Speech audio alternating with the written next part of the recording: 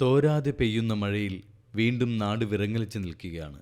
അപ്രതീക്ഷിതമായി ഉയർന്നുവന്ന പ്രളയജലത്തിൽ അപ്പർ കുട്ടനാടും ചെങ്ങന്നൂരും തിരുവണ്ടൂരും കുറ്റൂരും പ്രാവിൻകൂടുമെല്ലാം ഇപ്പോൾ പൂർണ്ണമായും വെള്ളത്തിനടിയിലായി കഴിഞ്ഞു.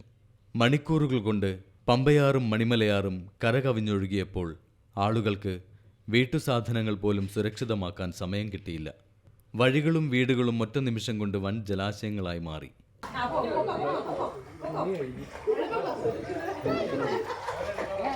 പ്രാവിൻകൂടിലും കുറ്റൂരും തിരുവണ്ടൂരിലുമൊക്കെ റോഡുകളിൽ വെള്ളം ഉയർന്ന് ഗതാഗതം പൂർണ്ണമായി തടസ്സപ്പെട്ടിരിക്കുകയാണ്.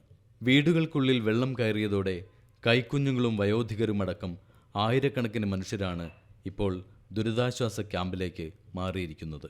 പലയിടത്തും കറന്റും വാർത്താവിനിമയ ബന്ധങ്ങളും വിച്ഛേദിക്കപ്പെട്ടതോടെ പുറം ലോകവുമായി ബന്ധപ്പെടാൻ പോലുമാകാതെ മനുഷ്യർ തടവറയിലായ അവസ്ഥയിലാണ്.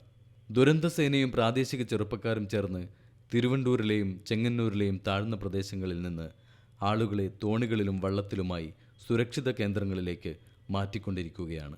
എന്നാൽ മഴ ഒഴിഞ്ഞു മാറാതെ പെയ്യുന്നത് രക്ഷാപ്രവർത്തനത്തെയും കഠിനമാക്കുന്നു. പെട്ടെന്നുണ്ടായ ഈ പ്രകൃതികോപത്തിൽ തങ്ങളുടെ സമ്പാദ്യമെല്ലാം ഉപേക്ഷിച്ച് ജീവനും കയ്യിൽ പിടിച്ച് സുരക്ഷിത താവളം തേടുകയാണ് ഈ ഗ്രാമങ്ങളിലെ മനുഷ്യർ.